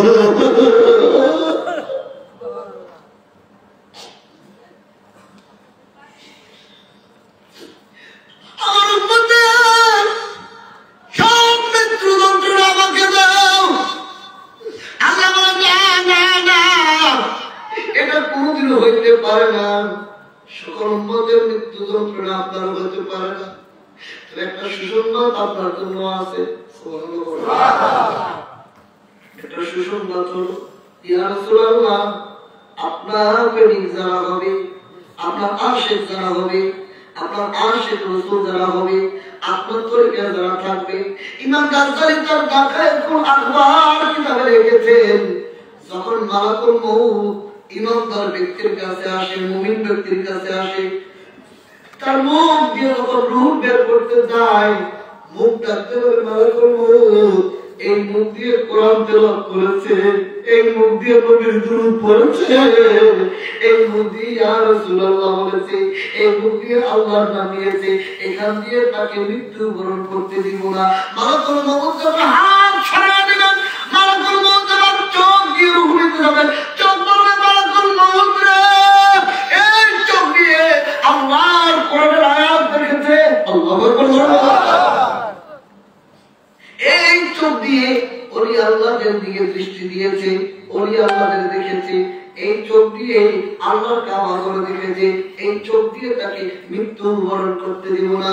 মালাকুল মউতের হাত তখন কান দিয়ে চলে যাবে, কান থেকে আওয়াজ আসবে, মালাকুল মউত এই কান দিয়ে কোরআন তেলাওয়াত শুনেছে, দুরূদের আওয়াজ শুনেছে, ওলিদের জীবনী থেকে ওয়াজ শুনেছে, ওলিদের জবান তাদের কানে আওয়াজ গিয়েছে, এই কান দিয়ে আমি তার রূহকে নিতে দিব না। তখন হাতের কাছে যাবে, হাত ধরে মালাকুল মউত, এই হাত দিয়ে আল্লাহর কোরআন বলেছে, এই হাত দিয়ে ইয়াতীমের মাথায় হাত বুলিয়ে দিয়েছে, এই হাত দিয়ে গরিবের দান সদকা করেছে, এই হাত দিয়ে রাসূলুল্লাহর সত্য তরিকায় খিদমত করেছে, এই হাত দিয়ে ইসলামের জন্য দান সদকা করেছে, এই হাত দিয়ে তাকে মৃত্যুবরণ করতে দিব না। মালাকুল মউত তখন পায়ের কাছে যাবে, পা বলবে, মালাকুল মউত এই পা দিয়ে আল্লাহর ঘর মসজিদে হেঁটে হেঁটে হেঁটে হেঁটে নামাজে গিয়েছে, এই পা দিয়ে ধর্মের দাওয়াত জন্য দিয়েছে, এই পা দিয়ে রাসূলুল্লাহ সত্য থেকে প্রচারের কাজ করেছে, এই পা দিয়ে ইসলামের পথে খিদমত করেছে, এই পা দিয়ে তাকে মৃত্যুবরণ করতে দিব না। মালাকুল মউত তখন বিপাকে পড়ে যাবে, কি করবেন কি করবেন। মালাকুল মউত বলবে, আল্লাহ ও আল্লাহ, কার কাছে পাঠাইছো, এত মৃত্যুবরণ করতে পারতেছি না, তার রূহকে নিতে পারতেছি না। আল্লাহু আকবার, জবান করে বলেন আল্লাহু আকবার।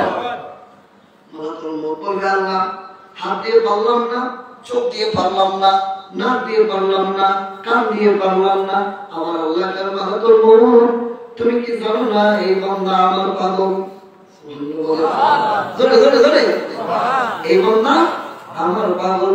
মালাকুল মউত রে, তার সামনে তুমি আমার নামটারে ধরো, যে যাহারে ভালোবাসে সে তো কবু বলে না, যে যাহারে ভালোবাসে সে তো কবু বলে,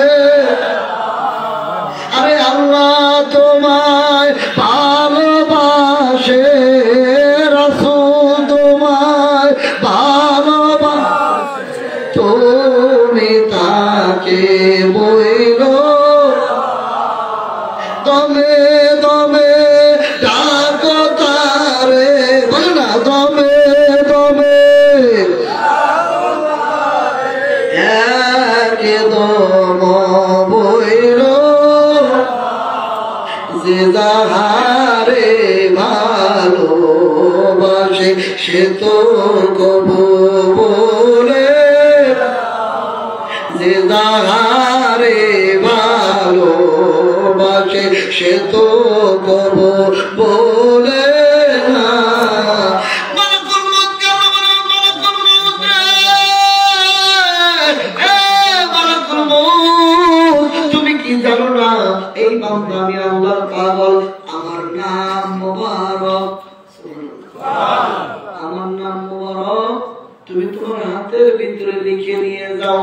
মালাকুল মউত তার হাতের ভিতরে লিখবেন বিসমিল্লাহির রহমানির রহিম, আল্লাহ রহমান রহিম, অর্থাৎ ইয়া আল্লাহু ইয়া রহমানু ইয়া রহিম বিসমিল্লাহির রহমানির রহিম। মালাকুল মউত তার হাতের ভিতরে আল্লাহর তিনটি নাম মুবারক বিসমিল্লাহ শরীফ লিখে যখন বান্দার চোখের উপর থেকে ধরবে, চুমুক যেমন লোহাকে আকর্ষণ করে, চুমুক যখন দূর থেকে লোহাকে টান দেয়, মালাকুল মউত যখন আল্লাহর নাম মুবারক বান্দার সামনে ধরবে, চুমুক যেমন লোহাকে টানে, বান্দার রূহ কোন দিক দিয়ে হঠাৎ করে বের হয়ে যাবে, বান্দা নিজেও টের পাবে না। জবান খুলে বলেন আল্লাহু আকবার, তুই হাত তুলে বলেন আল্লাহু আকবার। এবার বলেন ইয়া রাসূলুল্লাহ, আর জোরে জোরে বলেন ইয়া রাসূলুল্লাহ। এই সুবর্ণ সুযোগ এসেছে আমার নবীর কারণে। এই সুবর্ণ সুযোগ এসেছে আমার নবীর কারণে। যদি নবীর উম্মত না হইতাম এই সুযোগ আমাদের হইতো না। যদি নবীর উম্মত না হইতাম এই নিয়ামত আমরা পাইতাম না। নবীর উম্মত হওয়ার কারণে, নবীর উম্মত হওয়ার কারণে, নবীর উম্মত হওয়ার কারণে এমন মৃত্যু আল্লাহ দিবেন বান্দা নিজেও বুঝতে পারবে না কোন দিক দিয়ে তার রূহ বের হয়ে গিয়েছে। ইমানদার রূহ বের হবে, সুগ্রাম ছড়াইতে থাকবে, জান্নাতের ফেরেশতা এসে জান্নাতের পানি করে আসমানের দিকে নিয়ে যেতে থাকবে। চতুর্দিকে শুধু সুগ্রাম আর সুগ্রাম আর সুগ্রাম। প্রথম আসমানে দিবেন ফেরেশতারা বলবেন এটাকে, বলবেন অমুকের ছেলে অমুক, অমুক জেলার কার বাড়ি, অমুক গ্রামের কার বাড়ি, অমুক নেককার রূহ, তার সুগন্ধি বের হচ্ছে, সুগন্ধি বের হচ্ছে। বান্দাকে কবরে নিয়ে যাবেন আপনারা, বান্দাকে কবরে রাখবে, আপনারা কান্নাকাটি করবেন। যখন কবরে লাশ রাখবে বলেন বিসমিল্লাহি ওয়া আলা মিল্লাতি রাসূলিল্লাহ, বলেন না বিসমিল্লাহি ওয়া আলা মিল্লাতি রাসূলিল্লাহ। আল্লাহর নামে নবীর নামে যখন কবরে শোয়া যায়, কবরে শোয়ার সাথে সাথে আমাদের উদ্দেশ্যে বলেন কবর ছাড়ো, কবর ছাড়ো। কেন কেন কেন কবর ছাড়ো? মুনকির নকির আসবে কবরে, মুনকির নকির প্রশ্ন করবে, কিন্তু না না না না বাজান জানেন না, মুনকির নকির আসবে না, মুনকির নকির আসবে না। মুনকির নকির আসার আগে একজন ফেরেশতা কবর আসবে, তার নাম হলো রুমান নামক ফেরেশতা। কবর দিয়ে মাটি যখন দিতে থাকবেন, স্বর্ণ আসবে না স্বর্ণ আসবে, তার চোখ হবে বিরাট চোখের মতো বড় বড়, সুন্দর করে চোখ মোবারক রুমান দায়িত্ব বলবেন রুহটাকে যখন আসমানে নিয়ে গেল, ওই রুহটাকে আল্লাহর কুদরতে বান্দার শরীরের ভিতরে ফুকিয়ে দিয়ে রুমান বলবে জিন্দা হয়ে যাও।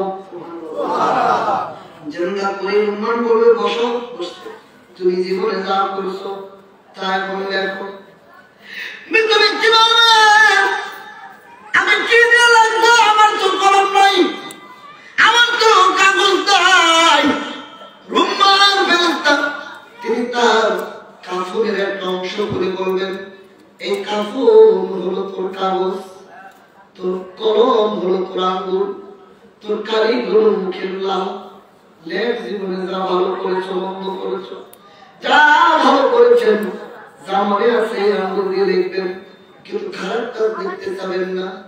তখন রুমান ধমক দিবে, ধমকের পরে যখন কবরের ভিতরে আপনি লিখবেন মন্দ কাজ, লেখার সাথে সাথে আপনার গলার ভিতরে কাগজটা পেঁচাইয়া রুমান ফেরেশতা বের হয়ে যাবে।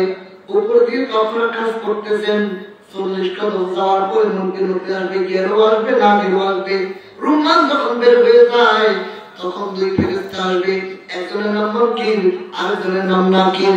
শুধু আমার আপনার মতো সুন্দর চেহারা নিয়ে আসবে না, এমন বিকট চেহারা, এমন আকৃতি নিয়ে আসবেন যে কথাটা আমার পীর বলতেন, চিরঘুমে যাবে ঘুমাইবে নূরে আসি মন কিরো না কিরো জিজ্ঞাসিবে বিকট আকৃতিতে পাবে নবী পদবিনে বাবু সবই। হুজুর বলতেন বাবা মুনকির নাকির কেমন একটা আকৃতি নিয়ে আপনার সামনে দাঁড়াবে, কিসের প্রশ্নের উত্তর দিবেন? মুনকির নাকির দেখেই তো আপনার কলিজা উঠিয়ে যাবে ডরে। তখন মুনকির এত জোরে বলবেন, শোনেন হাদিসে বুখারী মনকে এভাবে ডাক দিবেন, রব্বুকা, তোমার রব কে? তখন আপনি বলবেন, ইমানদার হয়ে বলবেন, রব্বি আল্লাহ, আমাদের রব হলো আল্লাহ।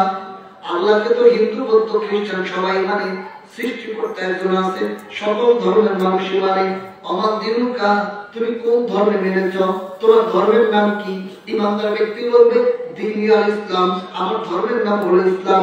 এরপরে মেন খেলা, আপনার আমার নবী, রহমতের নবীকে রওজা মুবারক থেকে আপনার কবরে দাঁড় করাবেন।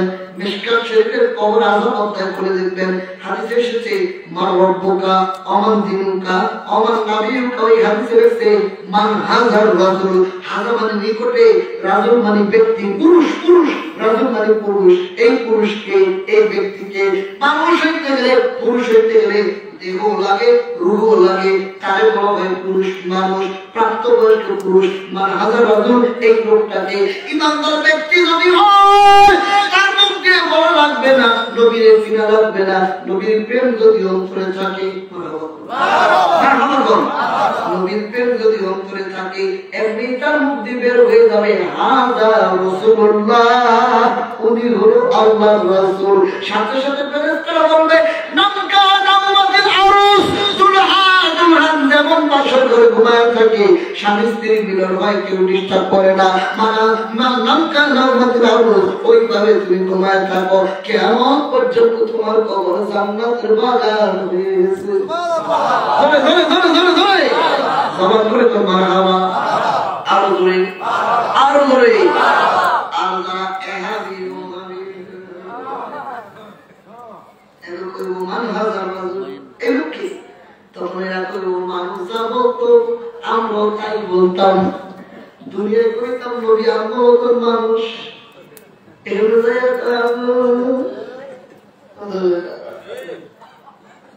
সূরা ইয়াসিন খুলেন, সূরা ইয়াসিনে তোমরা আল্লাহ বলেন, আলু মা কুম ইল্লা বাশারুম মিসলুনা। কাফেররা বলতো, তোমরা আমার নবী কিসের? বাশারুম মিসলুনা, তোমরা তো আমাদের মতো মানুষ। তো নবীকে আমাদের মতো মানুষ বলা ইমানদারের পরিচয় না, নবীকে আমাদের মতো মানুষ বলা কাফেরের পরিচয়, কাফেরের পরিচয়। কাফেররা বলতো মুহাম্মদ আমাদের মতো মানুষ, কাফেররা বলতো নবীরা আমাদের মতো মানুষ।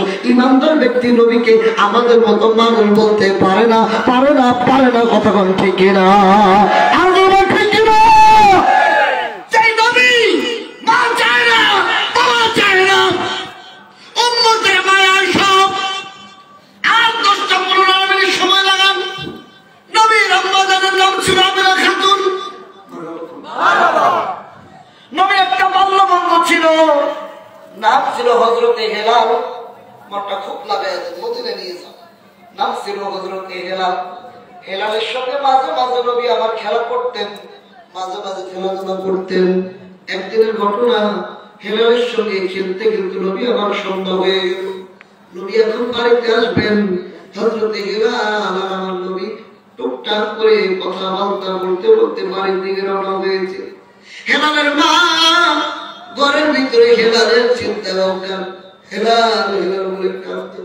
হেলালের বাবা ঘোড়া একটা নিয়ে, পকেটে ভালো খাবার দিয়ে হেলাল হেলাল বলে ডাকে, আর হেলালকে খুঁজে। দূর থেকে হেলালের বাবার গলার আওয়াজ শুনে হেলাল আব্বা কি আমি বাবা আমি হাজির বলে আওয়াজ দিয়েছে। হেলালের বাবা হেলালকে জোর করে ধরে ভিতরে নিয়ে গালের ভিতরে চুমা খায়, কপালে চুমা খায়, পকেট থেকে ভালো খাবার বের করে দেয়। ওদের পাশে দাঁড়ায় আমার নবী চোখের পরে সারে আর মনে মনে আল্লাহ, হেলাল যেমন হারায় গেছে আমি ওকে হারায় গেছি। হেলালের খুঁজে হেলালের বাবা আছে, আমার খুঁজে তো আমার বাবা কোনোদিন আসবো না। জন্মের পরে তো আমি আমার বাবারা দেখিনি। আজকে মার কাছে যাবো, বাবা কোথায় আছে ফয়সালা করে নিব। আমিনা খাতুন গেটে দাঁড়ায় বলে, আল্লাহ আমার বাবা মোহাম্মদ কেন এখন বাড়িতে আসে না। হঠাৎ করে দেখে নবী আমার চোখের পানি মুছতে মুছতে বাড়িতে আসে। আমিনা বলে, মোহাম্মদ কি হয়েছে বাবা, কেন কান্দো, কে তোমাকে আঘাত করেছে, কে তোমাকে কষ্ট দিয়েছে? নবী আমার বলে, মা গো আমাকে কেউ মারে নাই, আমি আমার বাবার কথা মনে পড়েছে। হেলাল হারিয়ে গেছে, আমিও হারিয়ে গেছি। হেলালের কোলে হেলালের বাবা আসছে, আমার কিন্তু আমার আব্বা আসে নাই। জন্মের পরে তার বাড়ি দেখি আমরা খাতুন এত বুঝ দেয়, আমার বুঝ করে না। আমরা খাতুন আব্দুল মুত্তালিবের কাছে আমার আব্বা যা এই মোহাম্মদের বাবার কথা মনে পড়েছে। এত ধরনের বুঝ দেয় মোহাম্মদ বুঝ করে না। আপনি আমার একটু অনুমতি দেন, ওর বাবার খবরটা মদিনায় আছে, আমি একটু জিয়ারত করে নিয়ে আসি। আব্দুল মুত্তালিব বলে, বৌমা তুমি যাও, দাসী উম্মে আইমানকে সঙ্গে নিয়ে যাও। দাসী উম্মে আইমানকে সঙ্গে নিয়ে আমিনা খাতুন রওনা হইলেন। নবী আমার কোলে, হঠাৎ করে নবী বলে, আম্মা আমাকে কোলে করে নিতে হবে না। জন্মের পরে বাবারা দেখি নাই, আজকে বাবারা দেখতে চলেছি, আমাকে ছেড়ে দিলে আমি হেঁটে হেঁটে যেতে পারবো। নবী আমার যখন জমিনে নামলেন, আল্লাহ বলে ফেরেশতার একদল নাম মক্কায়, আরেক দলের নাম মদিনায়। মক্কার পাহাড় জবলে আবু কুবাইস, মদিনার পাহাড় জবলে উহুদ। দুই পাহাড় দুই দিক থেকে চাপ দিয়া জমিনটা ছোট করে দাও, আমার বড় বড় কদম দুইটা উঁচু করেছে।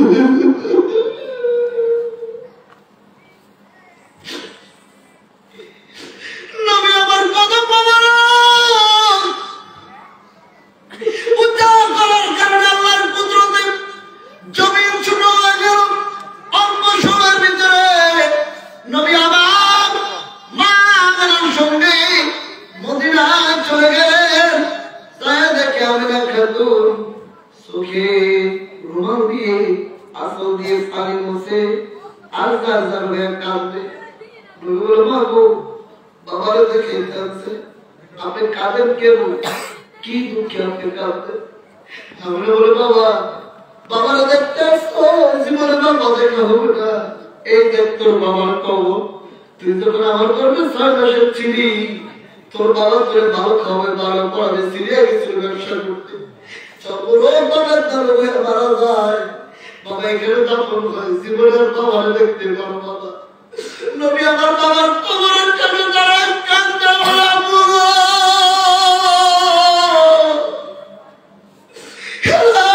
মারা গেছে। হেলালের বাবা হেলাল কিছু খায়, তোমাকে বলে চাই না, মোহাম্মদের একটা চুলা কিন্তু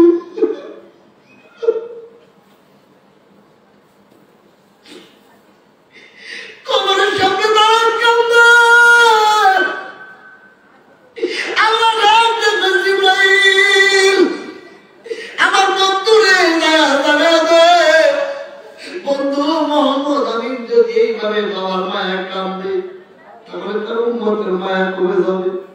নবী আমার এই শব্দ শুনে দুইটা হাত তুলে, আল্লাহ বাবারে চাই না, আমার গুনাহের উম্মতের গুনাহ মাফ করে এমন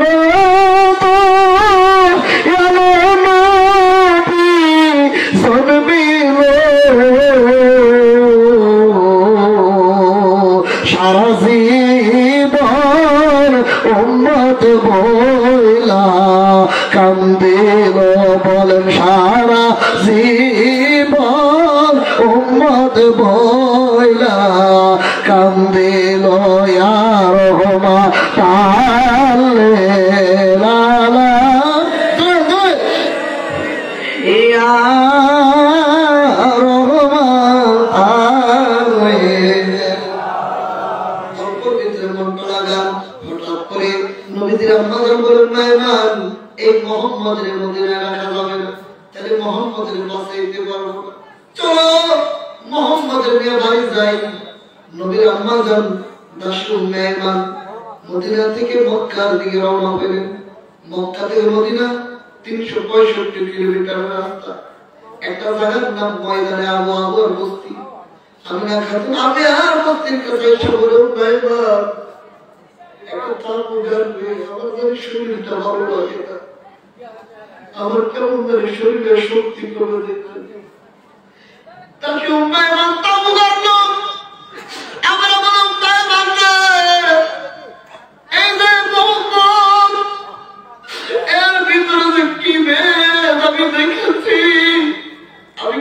করতে পারলাম না। আমার বড় ভাই আমার পক্ষে আমার বাবা মোহাম্মদের হাতে দিয়ে গেলাম। রুটি চাই তৈরি করে দিন, গোস্ত চাই দিন, ভালো কাপড় চাই দাদা আব্দুল মুত্তালিবের কাছ থেকে কিনে দিন। আমরা খাতুনের এই বয়ান শুনে নবী বলে বাবু বাবার দেখাইতে না দেখাইতে পারলেন না। আবার আপনি এই কথা বলেন আমি কেমনে দুনিয়ায় থাকবো? নবীর আম্মা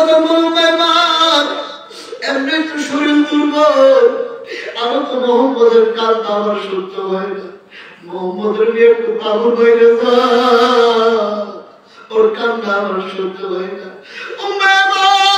আমার নবীকে কুলে করে আবুল একটু বাইরে গেলে নবী আমার আমার ঘুম থেকে লাভ দিয়ে ছুটে মার কাছে এসে থেকে মা চাদর গুলো দিয়ে জনমের ঘুম ঘুমাইছে।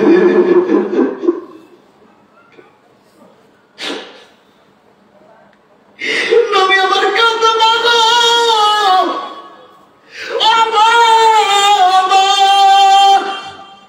বাবারে দেখাইতে আনলেন, বাবা দেখাইতে পারলেন না। আপনি আমাকে কার কাছে রেখে গেলেন মা? আমি আপনাকে ছাড়া কেমনে থাকবো? এই বাবা যখন মা মা মা মা বলে কাঁদে, আল্লাহর ফেরেশতা জিবরিল এসে বলে হুজুর মায়া মায়া যদি কাঁদেন তাহলে আপনার উম্মতের মায়া কমে যাবে। নবী আমার কাঁদতে কয় ও ফেরেশতা জিবরিল শুনো, আল্লাহকে বলো আমার মাকে চাই না রে, আমার উম্মতের গুনাহ ধরে আল্লাহ মাফ করে দেন। চিৎকার দিয়ে বলেন আল্লাহু আকবার। আপনারা যদি বুঝে থাকেন একটা কথার উত্তর দিবেন, আমি আপনাদের কাছে আমার খুশির জন্য না, যে নবী ছাড়া কবরে কোনো উপায় থাকবে না, যে নবী ছাড়া কবর আপনাকে কেউ সুপারিশ করতে পারবে না, যে নবীরে চিনলে আপনার কবর জান্নাত, নবীরে না চিনলে আপনার কবর জাহান্নাম। এ বাবা কেমনে কবর? আজকে কবরের সামনে যান, এখন মনে 11টা 10:30, এখন আপনার এলাকার কবর যান, কবরস্থানে কাছে দাঁড়ান, যাই দেখেন আপনার কেমন লাগে, আপনার কেমন লাগে কেমন লাগে। ওই কবরে যিনি একা থাকবেন তিনার সাথে থাকবেন রাহমাতুল লিল আলামিন। আপনারা বলেন সেই নবীর দল করা, নবীর তরিকায় থাকা, নবীর আদর্শে থাকা আমাদের দরকার আছে না? আরো জোরে কারা কারা নবীর দলে থাকতে হাত তুলে দেখেন। নারায়ে তাকবীর, নারায়ে তাকবীর, নারায়ে রিসালাত, বিশ্বরি খোদা ফরিদপুরি, নারায়ে তাকবীর। সেই নবীর দল হলো, নবীর আদর্শের দল হলো, নবীর তরিকায় হলো। জীবনের শেষ মুহূর্ত পর্যন্ত আপনাকে কবর রাখবে বিসমিল্লাহি ওয়া আলা মিল্লাতি রাসূলিল্লাহ। কত বড় আর কোন নাম আছে? বিসমিল্লাহি ওয়া আলা মিল্লাতি, আল্লাহর নামে নবীর দলে আপনাকে কবর রেখে দিবে। দুনিয়ায় থাকতে করেছেন মারামারির দল, দুনিয়ায় থাকতে করেছেন কারাগারির দল, দর্শনের দল, কেন্দ্রবাড়ির দল, আত্মসত্তার দল। বলার পরে বলতেছে বিসমিল্লাহি ওয়া আলা মিল্লাতি রাসূলিল্লাহ, আল্লাহর দলে নবীর দলে শুয়ে দিয়ে গেলাম। এটা কোনোদিনও সত্য হইতে পারে না, কোনোদিনও সত্য হইতে পারে না। কথা বলেন না কেন? আমার পীর খাজা ফরিদপুরি রাসূলের প্রেম প্রচার করার জন্য 1989 সালে রাত 3:01 জাকের পার্টির বিজয় ঘোষণা করেছেন। হুজুর বলছেন বাবা জাকের পার্টি ক্ষমতা কেন্দ্রিক দল নয়, জাকের পার্টি আদর্শ কেন্দ্রিক দল। নবীজির আদর্শ প্রচার করাই হলো এই পার্টির একমাত্র উদ্দেশ্য। এই পার্টির নীতিমালা 3টি: ইসলাম, ঈমান, ইহসান। এই পার্টির নীতিমালা যারা পালন করবে তাদের দিলে আল্লাহ রাসূলের মহব্বতের স্রোত পয়দা হবে। রাসূলের এই তরিকা প্রচারের জন্য, নবীর প্রেম আপনাদেরকে শিক্ষা দেওয়ার জন্য জাকের পার্টি গঠন করা হয়েছে। ক্ষমতায় দেওয়ার জন্য না, ক্ষমতার জন্য না। আমরা যারা জাকের পার্টি করি, আমরা বুকে টোকা দিয়ে বলতে পারি এই বাংলাদেশে আমরা রাসূলের দল করি। কারণ রাসূল যেমন মানবতার কল্যাণের জন্য 10,000 বছর আগে হিলফুল ফুজুল নামে একটি সংগঠন করেছে, মানবতার কল্যাণের জন্য 10,000 বছর পরে সেই হিলফুল ফুজুলের আদলে এই দেশে জাকের পার্টি গঠন করা হয়েছে মানবতার কল্যাণের জন্য। কতক্ষণ ঠিক না ঠিক? আর বলবেন ঠিক না ঠিক? আজকে 35 বছর বয়স হয়েছে জাকের পার্টি। জাকের পার্টি একদিন মানুষ হত্যা করে না, একদিন হরতাল রাখে নাই। তিন রাস্তার মোড়ে দাঁড়ায় একদিন ভাঙচুর করে নাই। জাকের পার্টির এমন ক্ষমতা সারা বাংলাদেশে আছে, ইচ্ছা করলে জাকের পার্টির চেয়ারম্যানের একটাকে 10 মিনিট সময়ের মধ্যে ঢাকার শহর বন্ধ হয়ে যায়।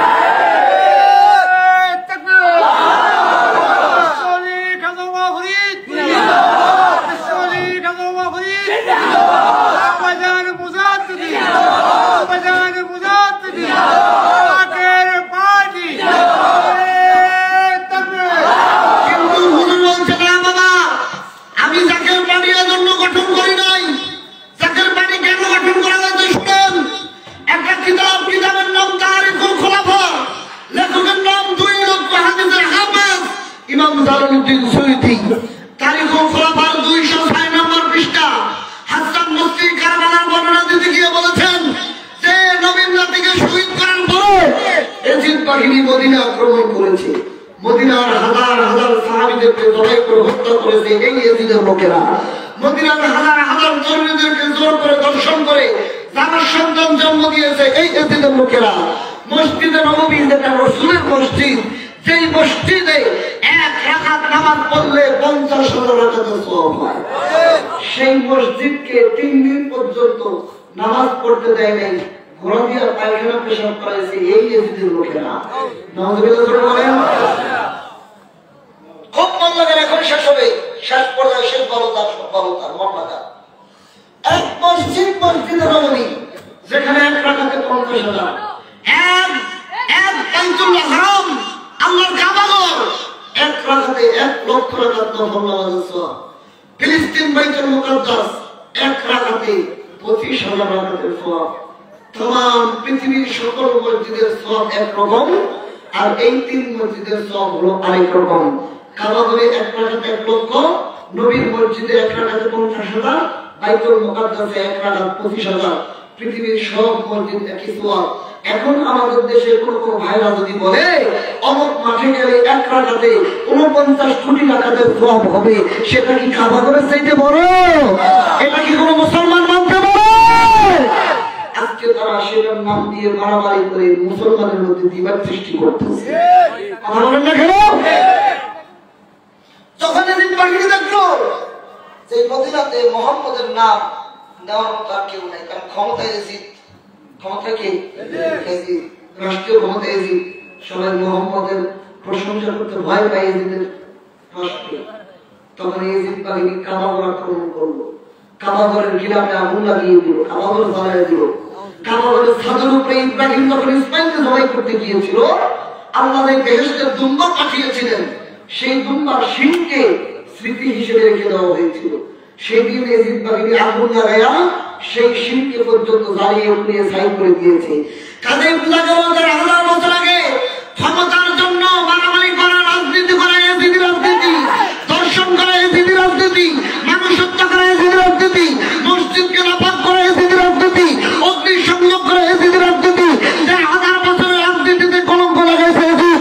1000 বছর পরে বাংলাদেশ সহ তেমন পৃথিবীতে রাজনীতিবিদদের চরিত্রের ভিতরে এই এজিদি চরিত্র রয়ে গেছে। কথা বলেন। আজকে তাম বাংলাদেশ দল ছাড়া কোনো লোক নাই, হয়তো এই দল নয়তো ওই দল। কথা বলেন। দল ছাড়া কোনো লোক, তাহলে আপনি যে দল করেন সেই দলের লোকের আদর্শ এজিদের আদর্শ, আপনি নবীন দলের লোক না। আমার পীর বলছেন বাবা, আমার মুরিদ হওয়ার পরে এজিদের দল করা চলবে না। রাসূলুল্লাহ তরিকা নিয়েছো, রাসূল যেই আদর্শে মানবতার কল্যাণের জন্য, রোগীর সেবার জন্য, ইসলাম প্রচারের জন্য দল করেছিল হিরপুর হুজুর, আমি সেই আদলে জাকের পার্টি গঠন করেছি। জাকের পার্টি গঠন হয়েছে সত্য ইসলাম প্রচার করার জন্য।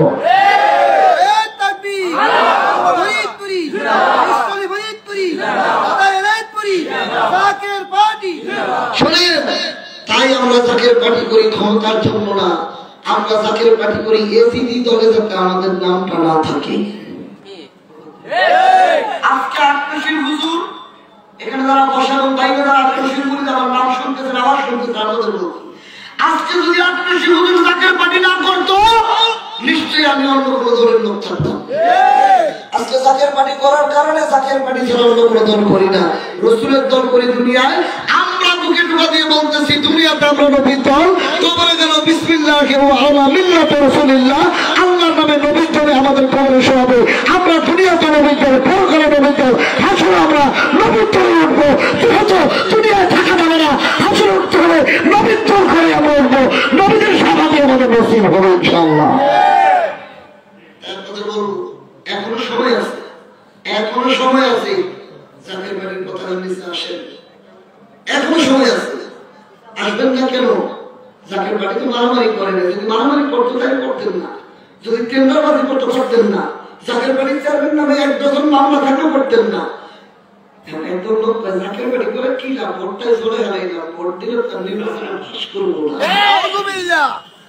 আমি তাদের বলে কি জানেন? জাকের পার্টি আদর্শ কেন্দ্রিক দল। হুজুর বলছে কথা বলেন, জাকের পার্টির আদর্শ কি? ইসলাম, ঈমান, ইহসান। এই পার্টির প্রতীক কি? গোলাপ ফুল। কথা বলেন কি বল?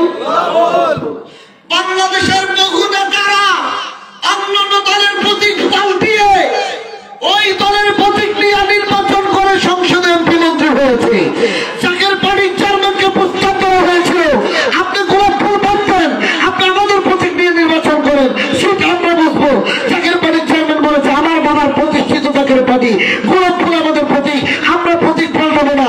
শুনুন, যদি আদর্শ পাল্টাইতো, প্রতীক পাল্টাইতো, ওই দলে যোগ দিত, তাইলে গোলাপ ফুল বাদ দিয়ে অন্য প্রতীক নিয়ে নির্বাচন করলে কয়েক ডজন এমপি মন্ত্রী জাকের পার্টির সংসদে থাকতো।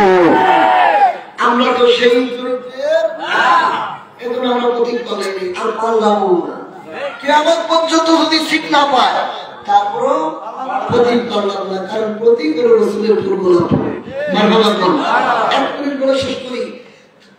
খাসায়াতুল কুবরা কিতাবের প্রথম খণ্ড 16 নম্বর পৃষ্ঠা অনুবাদ করেছেন মহিউদ্দিন খান, মাসিক মদিনার পত্রিকার মহিউদ্দিন খান। 16 নম্বর পৃষ্ঠা খাসায়াতুল কুবরা প্রথম খণ্ড।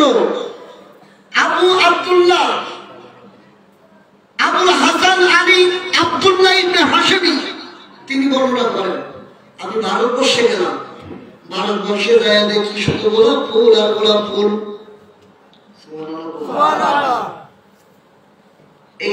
এই কথাটা কার কিতাবে লেখা? খাসায়াতুল কুবরা। তিনি কে? যার কিতাব পড়ে মাওলানা হয় এবং জালালউদ্দিন সুয়ুতী। আলিয়া করেন আর কমিতে করেন, সব হুজুর আছেন মানে কথা হুজুর মানে না, আলিয়া করেন আর কমিতে করেন। তিনার কিতাব খাসায়াতুল কুবরা প্রথম খণ্ড 16 পৃষ্ঠা। আবুল হাসান আলী আব্দুল্লাহ ইবনে হাশমি বর্ণনা করেন, আমি ভারতবর্ষে গেলাম, যায় দেখি শুধু গোলাপ ফুল আর গোলাপ ফুল, কালো গোলাপ আর কালো গোলাপ। এই কালো গোলাপের পাপড়ির ভিতরে লেখা লা ইলাহা ইল্লাল্লাহু মুহাম্মাদুর রাসূলুল্লাহ সাল্লাল্লাহু আলাইহি ওয়াসাল্লাম। আমি চিন্তা করলাম নিশ্চয়ই কোন মানুষ এই গোলাপের ভিতরে হাত দিয়ে লা ইলাহা ইল্লাল্লাহ লিখছে।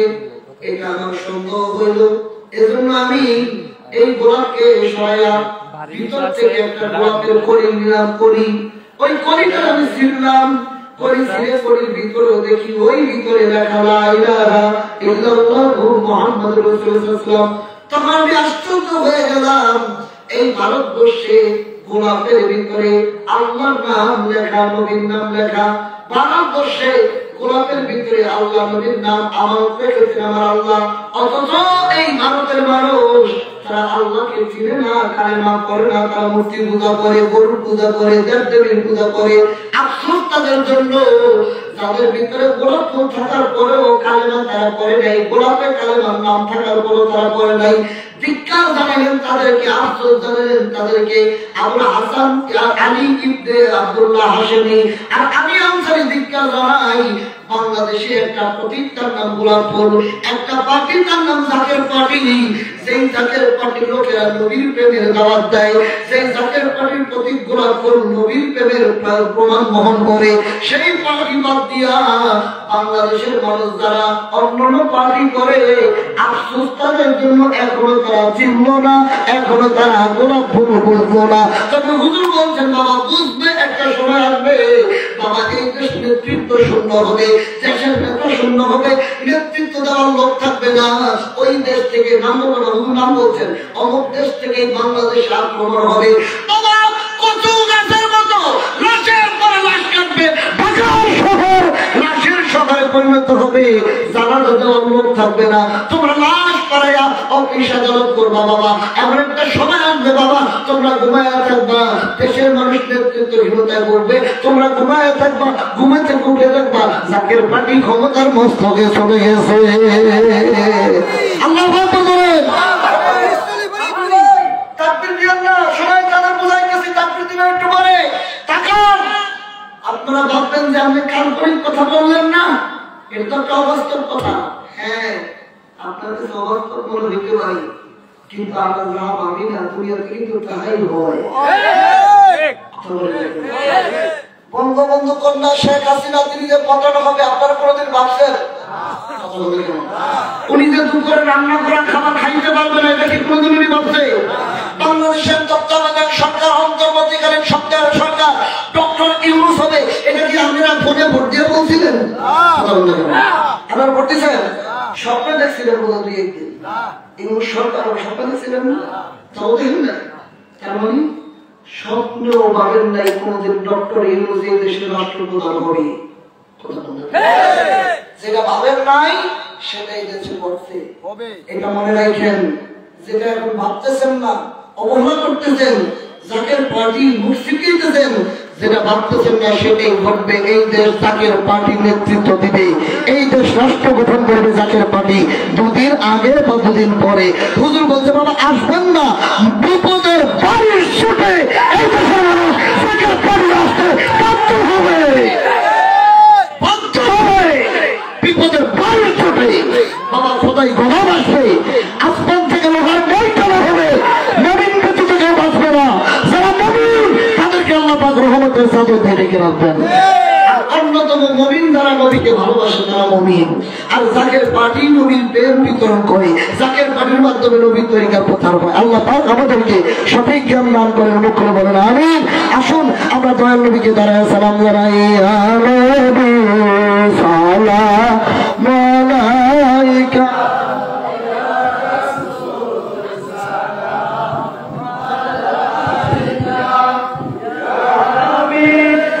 সালাম আলাইকা সালাওয়াতুল্লাহ আলাইকা ইয়া রাসূলুল্লাহ ইয়া হাবিবাল্লাহ। জীবনে হবে কি আপনার দিদার ইয়া রাসূলুল্লাহ, আমাদের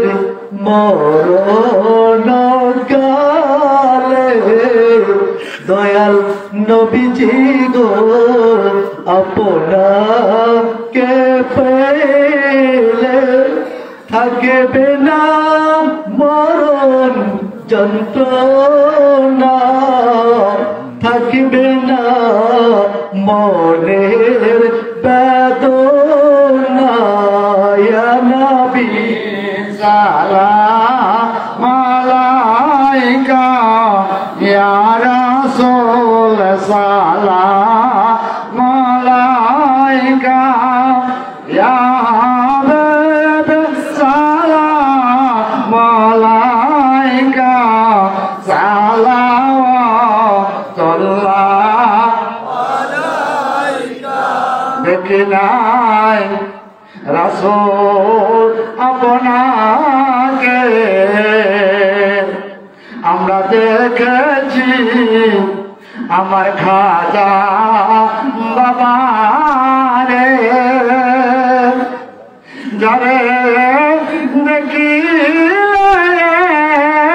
একবার ও রাসূল মনে পড়ে আপনায় বারে বারে। ইয়া নবী সালাম আলাইকা ইয়া রাসূলুল্লাহ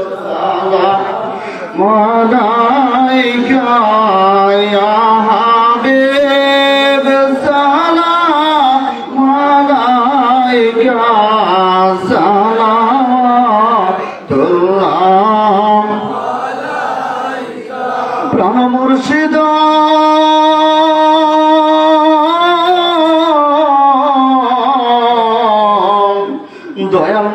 মুর্শিদ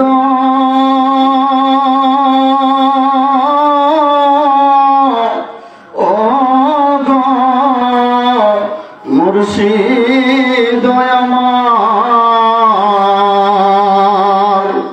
প্রাণ মুর্শিদ গো ভইলা যায় না দয়াল খাজা গো ফেলে দিও না যখন যাও দরবারে মাওলার রাখিও কদমে তোমার ইয়া নবী সালাম আলাইকা ইয়া রাসূল সালাম আলাইকা ইয়া হাবিব সালাম আলাইকা সালাওয়াতুল্লাহ আলাইকা উম্মতকে করিবার পার জানমাল করিলেন কুরবান ফাতেমার পরাণের পরাণ ইমাম হাসান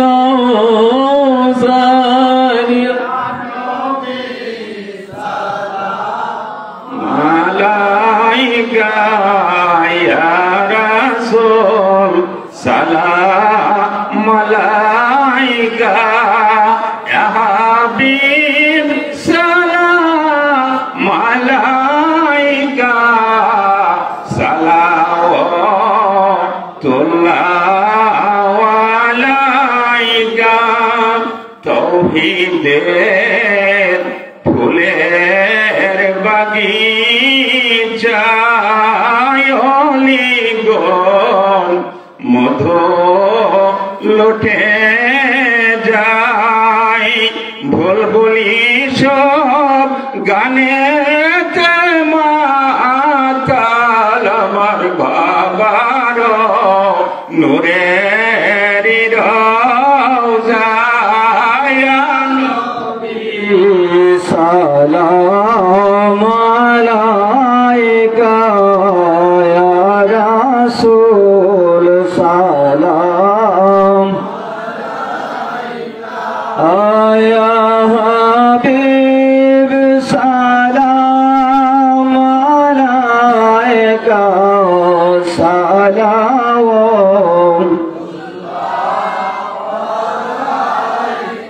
জীবনে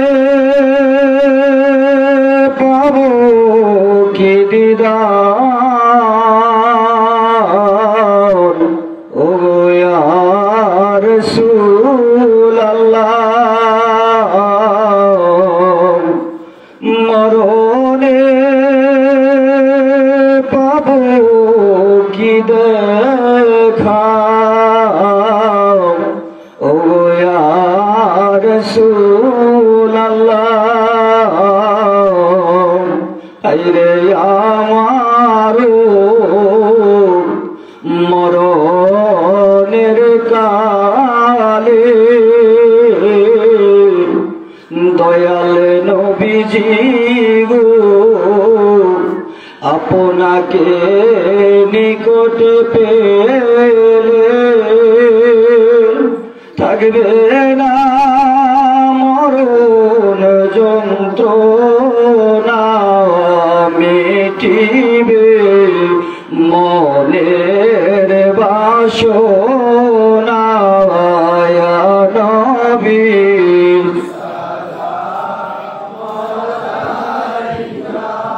ইয়া রাসূল সালাম আলাইকা ইয়া হাবিব সালাম আলাইকা সালাওয়াতুল্লাহ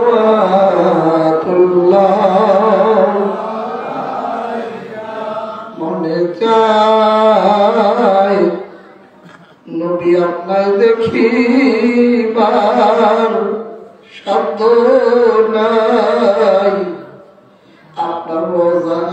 যাইবা দেখা দে নবী স্বপনে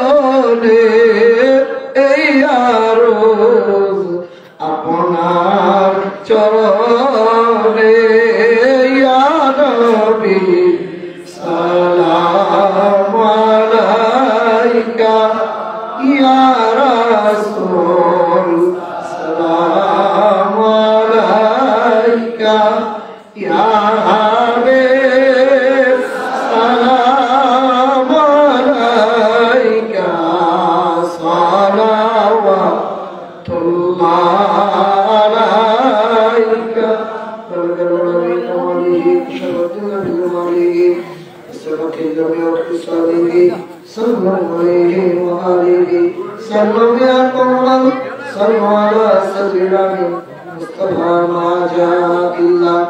رحمة